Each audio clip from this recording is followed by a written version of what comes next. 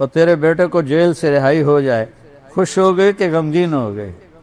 کہا میں خوش ہوں گا، کہ دنیا تو قید خانہ ہے، تیرا بیٹا جیل سے رہا ہو گیا، موجوں میں چلا گیا، ایک دم اس کے آنسو رک گئے۔ یہ تو قید خانہ ہے، یہ دھوکے کا گھر ہے، یہ مچھر کا پر ہے، یہ مکڑی کا جالا ہے، یہ لا تساوی جناح بعود ہے، یہ مچھر کے پر کے برابر بھی نہیں ہے، یہ متاع قلیل ہے، یہ دار الغرور ہے، یہ دار البوار ہے، یہ دار العبرہ ہے، یہ دار الفنا ہے، یہ مٹ جانے کا گھر ہے، یہ لٹ جانے کا گھر ہے، یہ پٹ جانے کا گھر ہے، یہاں کھنڈر ہی کھنڈر ہیں، جہاں میں ہیں عبرت کے ہر سو نمونے، مگر تجھ کو اندھا کیا رنگ و بو نے، کبھی غور سے یہ بھی دیکھا ہے تو نے کہ معمور تھے جو محل اب ہے سونے۔ جاؤ مولا علی کا وصیت نامہ پڑھو جو انہوں نے امام حسن علیہ السلام کو لکھوایا کسی سے، لمبا ہے، میں پہلے ایک دو جملے پڑھتا ہوں کہ بیٹا احی قلبک بالموعظہ، قرآن سے دل کو زندہ رکھنا۔ دل کیسے زندہ ہوتا ہے؟ قرآن سے۔ پورا سال قرآن دیکھے ہی نہیں تو دل زندہ کیسے ہوگا؟ جس مٹی کو پانی روزانہ چاہیے، پورا سال اس کو پانی نہیں لگاؤ، میں تو ذمہ دار ہوں، اس کے پلے کیا رہے گا؟ کلر ہو جائے گی۔ ہمارے دل کلر ہو چکے ہیں، اس موبائل کی دنیا میں گم ہو گئے ہو، اور ان موبائل کی فضولیات میں گم ہو کر حرام تک ہر طرح کی غلاظت اندر بھر دی ہے شیطانوں نے، تو قرآن اٹھانے کی توفیق ہی کوئی نہیں، تو دل کیسے زندہ ہوگا؟ احی قلبک بالموعظہ، اس دل کو زندہ کر قرآن سے، وَنَوِّرْهُ بِالْحِکْمَةِ، اور اسے نورانی بنا اپنے نبی کے کلام سے، اپنے نبی کی باتوں سے، وَقَوِّهِ بِالزُّہْدِ، دنیا کو لات مار کر اپنے دل کو مضبوط بنا، وَذَلِّلْهُ بِالْمَوْتِ، یہ اکڑنے لگے تو اس کو لگام چڑھا موت کی، حسن مرنا ہے، کیوں اکڑ رہے ہو؟ وَقَرِّرْهُ بِالْفَنَا، اس سے روزانہ کہے تو نے مرنا ہے۔ یہاں تو کوئی موت کی بات کرے تو ایک دم یہ کوئی خیر دی گل کرو کی تو موت دی گل چھیڑ دیتی، سب سے بڑی خیر کی بات تو ہے ہی موت کی۔ وَقَرِّرْهُ بِالْفَنَا، سے اقرار لے کہ تو نے فنا ہو جانا ہے۔ وَأَعْرِضْ عَلَيْهِ أَخْبَارَ الْمَاضِينَ، پچھلے لوگوں کی کہانیاں سنا، سِرْ فِي دِيَارِهِمْ وَانْظُرْ فِي آثَارِهِمْ أَيْنَ حَلُّوا، ان کھنڈروں میں جا جو کبھی آباد، ان ویران حویلیوں میں جا جہاں کبھی ہٹو بچو کے شور تھے، ان بڑے بڑے محلات میں جا جہاں زیب و زینت آرائش کے نمونے تھے، آج وہاں مکڑی کے جالے ہیں، اور سرد سنسناتی ہوائیں ہیں، اور ٹوٹی دیواریں ہیں، گرتی ہوئی چھتیں ہیں، بکھرے ہوئے پتھر ہیں۔ جا دیکھ، پھر ان سے سوال کر، این حلو، کہاں چلے گئے ہو؟ کہاں گئے ہو؟ فَإِنَّكَ تَرَىٰ قَدْ انتقلوا من دار الغرور ونزلوا فی دار الغربہ، تجھے ایک ایک پتھر پکارے گا، تجھے ایک ایک دیوار گرتی ہوئی شکستہ اور ٹوٹی ہوئی چھتیں تجھے پکار پکار کر کہیں گی کہ ہم دھوکے کا گھر تھے، ہم نے انہیں دھوکہ دیا اور مٹی میں ملا دیا، اور وہ مٹی میں مل گئے۔ فَإِنَّكَ صِرْتَ كَأَحَدِهِمْ، اے حسن یہ کون ہے؟ جنت کا سردار ہے، یہ کون ہے؟ میرے نبی کی آنکھوں کا کی ٹھنڈک ہے، آنکھوں کا تارا ہے۔ آپ فرماتے تھے حسن میرا بیٹا ہے، حسین علی کا بیٹا ہے، کیونکہ امام حسن سر سے لے کر کمر تک اللہ کے نبی کے مشابہ تھے، کمر سے پاؤں تک اللہ مولا علی کے مشابہ تھے، اور حضرت حسین علیہ السلام سر سے لے کر پاؤں تک حضرت علی کے مشابہ تھے، اور پاؤں سے لے کر اور کمر سے لے کر پاؤں تک اللہ کے نبی کے مشابہ تھے۔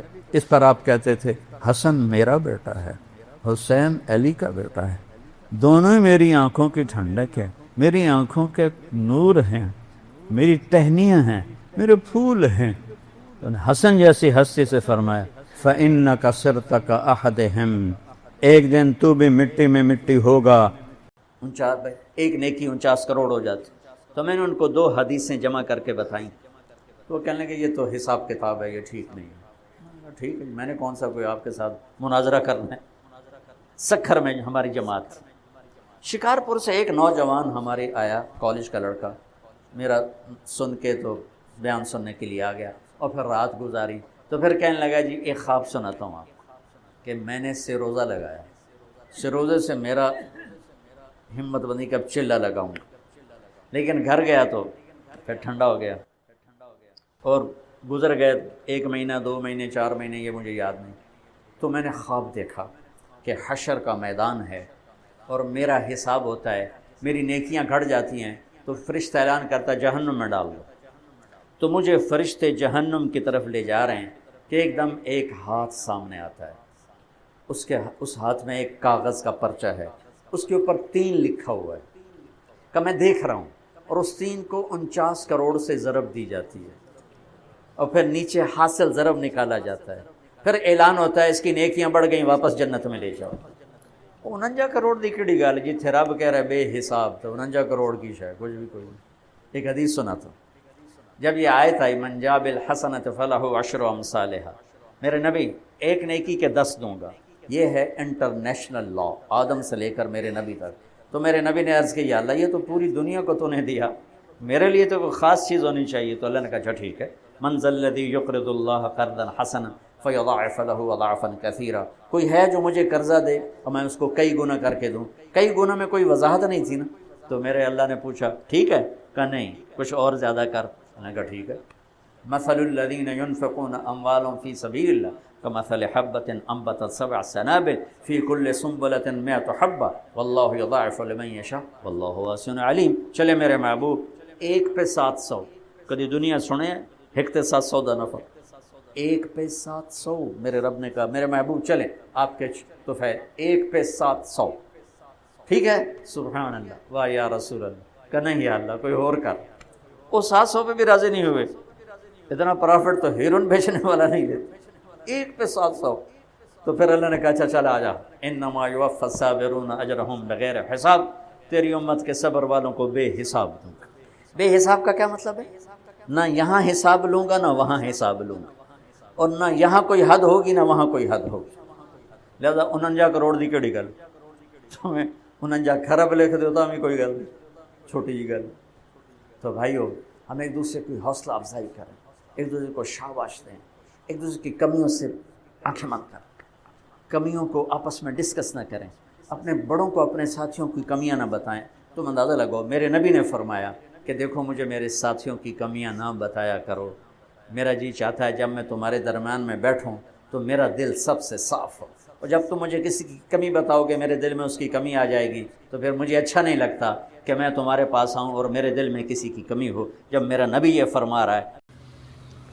سب سے لمبی ڈیٹیل ایمان والوں کے لیے ہیں 5 آیات، اور کافروں کے لیے ہیں 2 آیات، ٹھیک ہے؟ منافقوں کے لیے ہیں 13 آیات، 13 آیات منافقوں کے لیے ہیں، 2 کافروں کے لیے ہیں، 5 اہل ایمان کے لیے ہیں۔ یہ بیان کر کے اس بعد اللہ نے نا ایک بہت زبردست بات کی ہے، تینوں کو اللہ تعالیٰ نے ایڈریس کیا ہے، تینوں سے بات کی ہے۔ یا ایہا الناس، یا ایہا الذین آمنوا نہیں کہا، یا ایہا الذین کفروا نہیں کہا، یا ایہا الذین منافقون نہیں کہا، یا ایہا الناس، اے پوری دنیا کے انسانوں، جو اس وقت یہ 3 کیٹیگری ہیں اور جو قیامت تک آئیں گے۔ ایک بات کے لیے پیدا کیا ہے تو اس ایک بات کو اللہ بیان کیسے کرتا ہے؟ ایک تو یا ایہا الناس میں لگتا ہے جیسے ایک بہت بڑا زبردست طاقتور وہ خطاب کر رہا ہے۔ بھائی دوستو بزرگو، یہ بھی تو ہے نا، نہیں یہ نہیں ہے، اس میں ایک روب ہے اور ایک ہیبت ہے، ایک جلال ہے۔ اعبدوا ربکم، کل بھی میں نے عبادت پہ بات کی تھی۔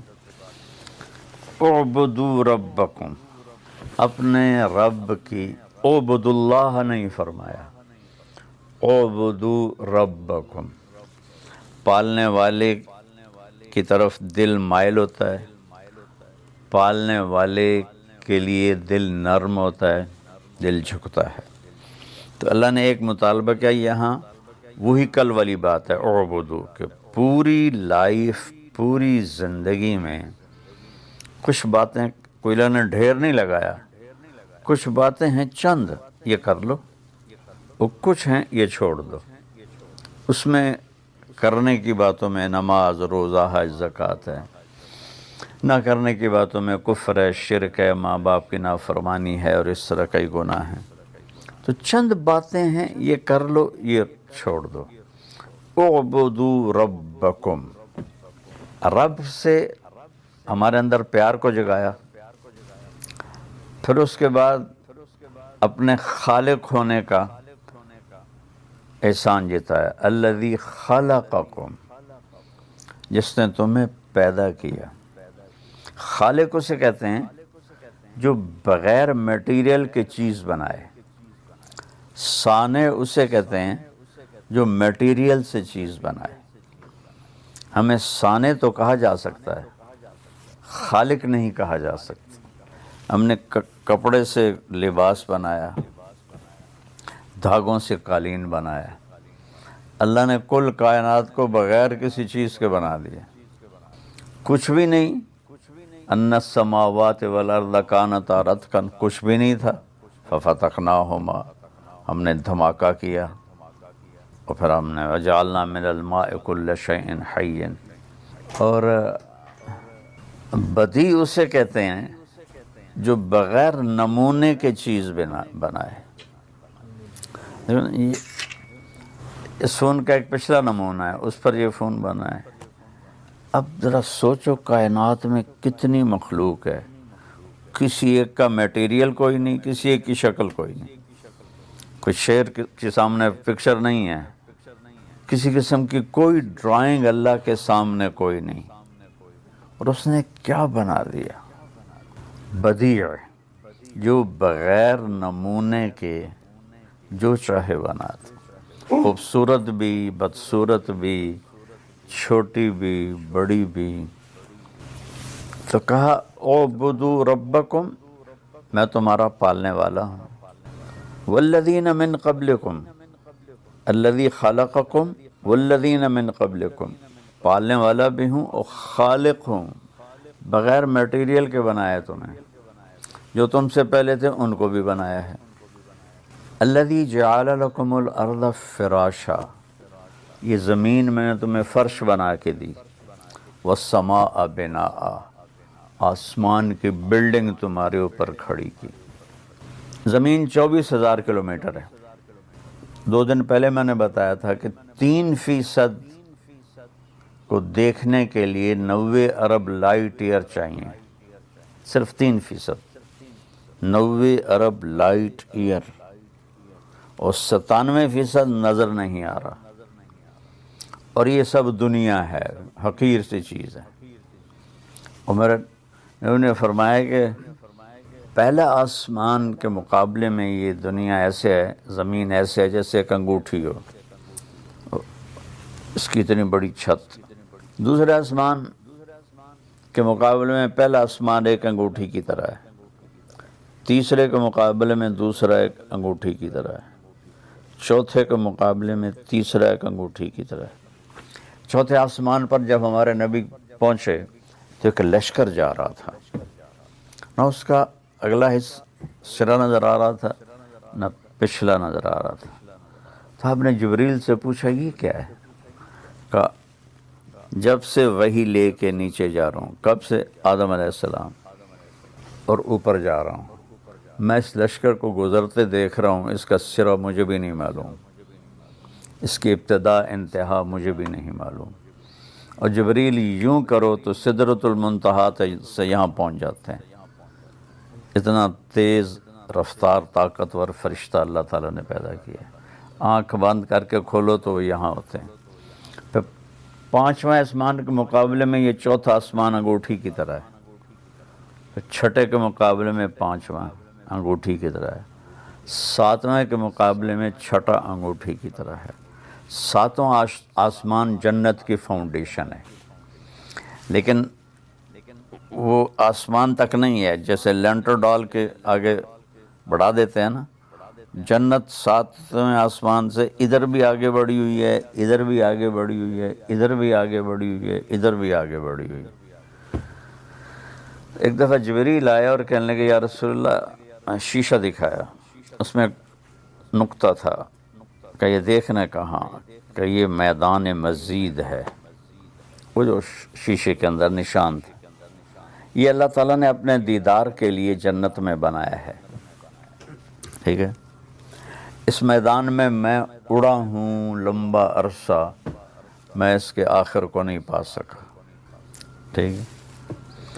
پھر کرسی اس سے بھی بڑی ہے، عرش اس سے بھی بڑا ہے، ساتویں عرش کے نیچے ایک سمندر ہے، وَكَانَ عَرْشُهُ عَلَى الْمَاءِ، اس کا عرش پانی پر تھا، موجیں اٹھتی ہیں، ایک موج جو اٹھتی ہے 7 زمین آسمان کے برابر ہوتی ہے، ٹھیک ہے۔ اور پھر سب سے اوپر عرش ہے، اور عرش کی لمبائی چوڑائی کون جانتا ہے۔ اب تھوڑا اپنی زمین پر آؤ، الذی جعل لکم الارض فراشا، یہ جو میں نے تمہیں فرش بنا کے دیا، یہ 24,000 کلومیٹر ہے ٹوٹل، اور کائنات کتنی ہے میں نے ابھی آپ کو تفصیل سے تو نہیں بتائی نا، صرف ایسے بریف کی ہے۔ تو میں حیران ہوتا ہوں سورہ حامیم سجدہ کی آیت پڑھ کے کہ اللہ تعالیٰ کہتا ہے یہ ساری کائنات جس میں فرشتے جبریل، میکائیل، اسرائیل، اسرافیل بھی ہیں، لوح محفوظ بھی ہے، جنت بھی ہے، دوزخ بھی ہے، صرف 2 دن میں بنائی ہے، اور تمہاری یہ اتنی سی زمین کو میں نے 4 دن میں بنایا ہے۔ اب ذرا دونوں کی ریشو دیکھو کہ ہمارا تو سولر سسٹم 7.5 ارب مائل میں ہے، تھوڑا اوپر جاؤ تو زمین نہیں، پورا سولر سسٹم ہی نہیں نظر آتا، زمین تو تھوڑی دیر اوپر جاؤ تو غائب ہو جاتی ہے، تھوڑا اور اوپر جاؤ تو 7.5 ارب میل کا سولر غائب ہو جاتا ہے۔ تو اس میں طارق جمیل کی کیا اوقات، جیسے ایٹم نظر نہیں آتا، ہم اس کائنات میں ایٹم کی طرح ہیں، نہ دکھنے والی چیز ہیں۔ تو اتنی بڑی کائنات 2 دن۔ قُلْ أَإِنَّكُمْ لَتَكْفُرُونَ بِالَّذِي، کس رب کا انکار کرتے ہو، خلق الارض فی یومین، جس نے 2 دن میں زمین کا گرے سٹرکچر بنایا، 2 دن پورے۔ اس آیت پر غور کرنے سے پہلے میں سمجھتا تھا 6 دن میں 2 سیکنڈ اللہ نے لگائے ہوں گے زمین بنانے میں، تو ایک دن جب اس کو پڑھتے ہوئے غور کیا تو میری تو کھوپڑی آج تک گھوم رہی ہے۔ 2 دن میں گرے سٹرکچر بنایا، وَجَعَلَ فِيهَا رَوَاسِيَ مِن فَوْقِهَا، پھر اس پر پہاڑ لگائے، وَقَدَّرَ فِيهَا أَقْوَاتَهَا، پھر اس میں قیامت تک کے لیے تمہارے لیے چیزوں کو سٹور کیا۔ دنیا تو ویسے ہی ختم ہونے کے قریب ہے، لیکن اگر یہ کروڑوں سال بھی دنیا باقی رہے تو ان خزانوں کو نکال نہیں سکتے، اتنے خزانے ہیں۔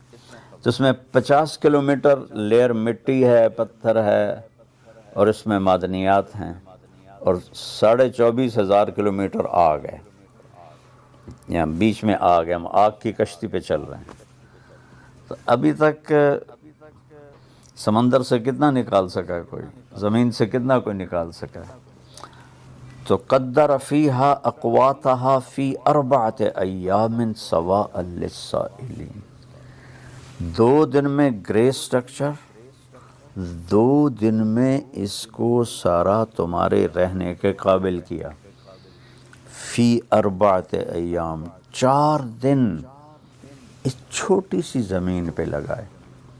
ثم استوى الی السماء، پھر آسمان کی طرف توجہ کی، وہی دخان، وہ دھواں تھا، فقضاہن 7 سماوات، پھر یہ 7 آسمان اور جو کچھ اس کے اندر، جنت، دوزخ، فرشتے، عرش، لوح، قلم، کرسی، اللہ کو چھوڑ کے سب کچھ، فی یومین، 2 دن میں۔ لا الہ الا اللہ۔ وَأَوْحَيْنَا فِي كُلِّ سَمَاءٍ أَمْرَهَا، اور ہر آسمان کو اپنے حکم کے ساتھ باندھ دیا۔ وَزَيَّنَّا السَّمَاءَ الدُّنْيَا بِمَصَابِيحَ وَحِفْظًا، اور آسمان دنیا کو ستاروں سے سجایا۔ یہ سارا 2 دن، اور صرف یہ زمین 4 دن۔ ایک سانس اندر جائے اور باہر آئے، اس کے لیے کروڑوں سسٹم حرکت کر رہے ہیں۔ کروڑوں سے مراد ہے لامحدود سسٹم حرکت کر رہے ہیں، تو تب جا کے یہ سانس نکل رہا ہے اور اندر جا رہا ہے۔ ہم بول رہے ہیں، آپ سن رہے ہیں۔ 21% آکسیجن ہے دنیا میں، اللہ 22% کر دے تو جلنے کے واقعات ہر طرف ہونا شروع ہو جائیں گے۔ صرف 1% بڑھا دے تو کوئی نظر آتی ہے گیج جہاں اللہ نے اس کو روکا ہوا ہو، اس کا حکم ہے۔ اگر 25% کر دے تو سارے جنگلوں میں آگ لگ جائے گی۔ کاربن ڈائی آکسائڈ 1% ہے، 1.5 کر دے تو سانس بند ہو جائیں گے۔ تو اس طرح پھر اگر اللہ، کتنی گیسز ہیں، اگر ان کو اللہ رنگ دے دیتا تو ہمارا کیا حال ہوتا، منہ میں کیا جا رہا ہوتا، کیا نکل رہا ہوتا، ایک دوسرے کو دیکھنے کے قابل ہی نہ ہوتے۔ تو کہا میں سب کچھ میں نے 2 دن میں بنایا۔ جنت اتنی بڑی چیز ہے کہ جنت کے جو 4 دریا ہیں، نہر عربی میں دریا کو کہتے ہیں، اور نہر کو جدول کہتے ہیں۔ ہماری اردو میں دریا کے لیے الگ ہے اور نہر کے لیے الگ۔ عربی میں نہر دریا ہے، بحر سمندر ہے۔ تو اگر اس زمین کو اٹھا کر کسی ایک نہر میں پھینکا جائے تو ایسا لگے گا جیسے بہت بڑے دریا میں ایک کنکر پھینک دیا، ایک روڑا پھینک دیا۔ تو اللہ کیا چیز بنا رہا ہے۔